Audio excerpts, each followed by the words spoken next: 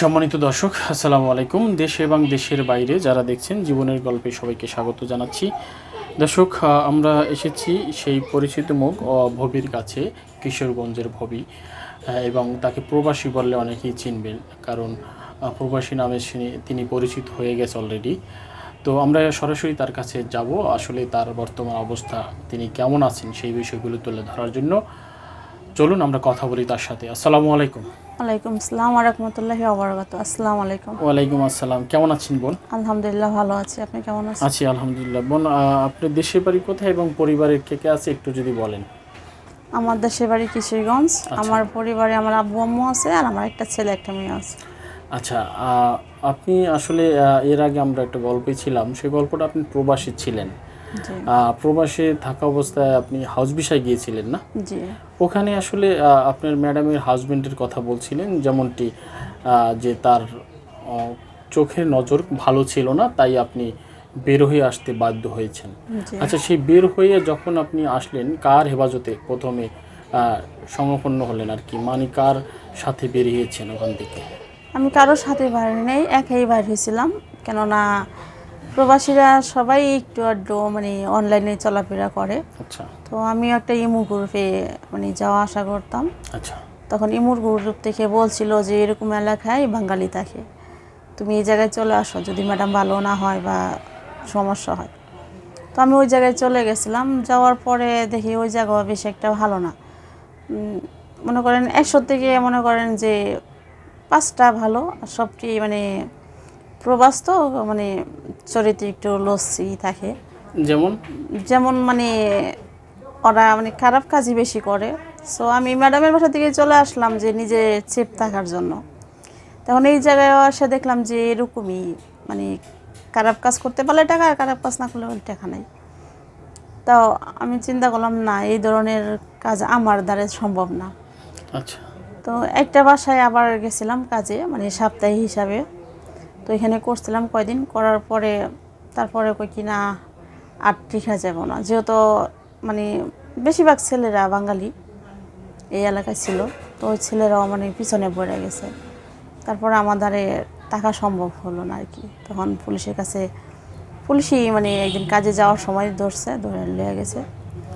তারপর আর কি করবো, কষ্ট মষ্ট করে 25 দিনের মতো জেলে ছিলাম।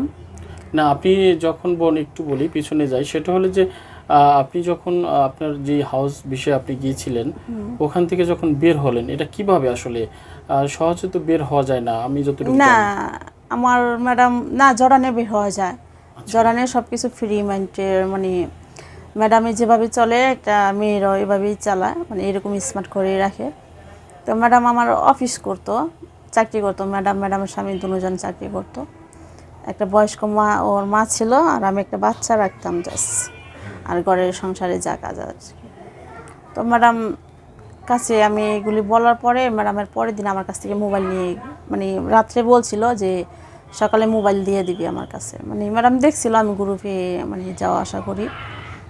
তারপর ম্যাডাম মোবাইল নিতে চাইছিল। তারপরে আমি কি করলাম কি, যে ম্যাডাম তো অনেক কিছু বললাম, ম্যাডাম বিশ্বাস করলো না।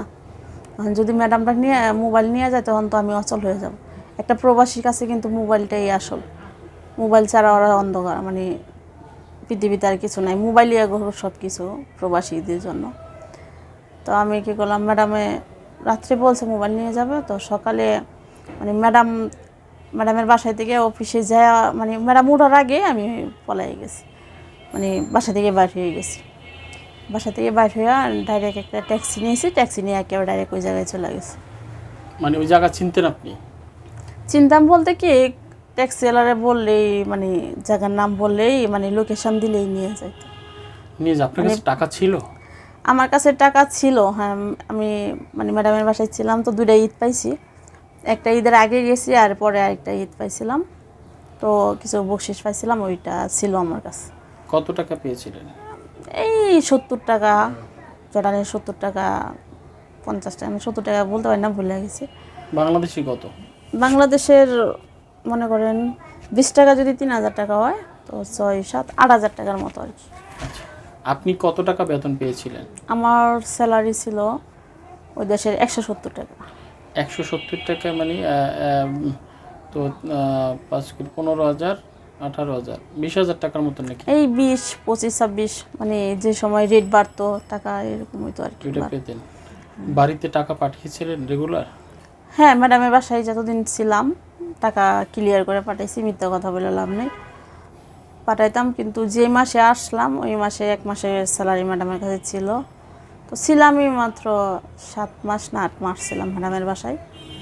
তারপর খালি বালি ছিলাম 3-4 মাস। খাল্লি বেল্লি কি? মানে ম্যাডামের বাসা থেকে পলায়া মানে অবৈধ ছিলাম আর কি। এটা কি খাল্লি বেল্লি বলে? এটা অবৈধ ছিলাম 3-4 মাস এতটুকু। 3-4 মাস অবৈধভাবে ছিলেন? আপনার কোনো ক্ষতি হয়নি? না, ক্ষতি হয় নাই কেন, সব কিছু নিজের কাছে। আমি বাংলাদেশে থেকে যদি খারাপ কিছু করি তো আমার কেউ নিষেধ করবো না, আর কেউ দেখবো না। ওখানে 3-4 মাস আসলে কার হেফাজতে ছিলেন? 3-4 মাস ওই জায়গায় কেউ হেফাজত লাগে না, মনে করেন যে টাকা হলে সব কিছু হয়। আচ্ছা। তো আমি ওই জায়গায় যাওয়ার পরে আমার কাছে টাকা অল্প ছিল, তো অল্প ছিল, একটা বাঙালি মহিলার আমি পাইছিলাম। পাওয়ার পরে বলছিলাম যে আপা আমি তো বাঙালি, আমি ম্যাডামের বাসা থেকে পলাই আইছি, তো আমার থাকার কোনো জায়গা নাই, আপনাকে ওইখানে থাকতে দিবেন? তারপর মানে ওই জায়গায় বেশিরভাগ মহিলারাই থাকে। তো হ্যাঁ, বলছে কি থাকতে হলে অ্যাডভান্স টাকা দিতে হবে। পরে আমি বলছি ঠিক আছে আমি অ্যাডভান্স টাকা দিব, সমস্যা নেই, কিন্তু এখন আমার কাছে নাই, আপনি বাসায় নিয়ে যান, আমি 1-2 দিনের ভিতর টাকা দিব, আর বাংলাদেশ থেকে টাকা আনাই দিব। তো ম্যাডামের বাসায় এতদিন থেকে 1,10,000 না 15,000 টাকা পাঠাইছিলাম। এইটা আবার রিটার্ন আমি ওই জায়গায় নিয়ে গেছিলাম। কি জন্য আমার আশা ছিল যে এই জায়গায় যদি টিকতে পারি তাহলে থাকবো। মানে মানুষের কাছে শুনছি যে এভাবে অবৈধ থাকলে টাকা বেশি কামানো যায় ঘন্টা হিসাবে কাজ করলে হাউস বাসায়। তো আমি আবার রিটার্ন 1 লাখ টাকা প্রথম নিয়েছি আমার মার কাছ থেকে। নেওয়ার পরে ঘর ভাড়া দিলাম, আর ঘর ভাড়া নিয়ে থাকলাম কতদিন। থাকার পরে যেই মহিলা রুমে ছিলাম উনি একটা কাজ করে দিয়েছিল সপ্তাহে, তো জায়গায় কাজ করছি। কাজ করার পরে দেখি কি মানে এলাকায় সবাই মানে জড়ানে প্রতি বৃহস্পতিবারে মানে একটা আমাদের বাংলাদেশে যেরকম একটা ঈদ হয় এরকম একটা ঈদের মতো হয়েছে। তো প্রতি বৃহস্পতিবার ওদের সাথে ঘুরতে গেলে মানে অনেক বাঙালি পিছিয়ে লাগতো। তো জড়ানে মানে ঘর থেকে বাইরে ছেলেরা মানে এই ধরনের কথা বলতো, ওই ধরনের কথা বলতো। কি বাঙালি না জর্ডানি? বাঙালি।